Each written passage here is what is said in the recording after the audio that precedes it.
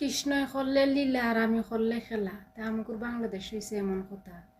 Sheikh Hasina 500 ton ইলিশ দিছিল ভারতের, এতে তুফান উঠছিল বাংলাদেশি প্রতিবাদের। কিন্তু এখন কি হচ্ছে, এখন তো 3000 টন ইলিশ দেওয়া হইতেছে ভারতকে। তো শেখ হাসিনা এখানে দোষ করলো কি, আর শেখ হাসিনার খেদা নিল কেন? এটা হইলো একটা ষড়যন্ত্র করা শেখ হাসিনার খেদানোর লাগি। তো শেখ হাসিনার চাইতে ভালো তো না, শেখ হাসিনার চাইতে তারা হইতেছে এখন। শেখ হাসিনা ছিল 500 টন, আর নতুন সরকার দিতেছে 3000 টন। তো শেখ হাসিনাই তো ভালো ছিল।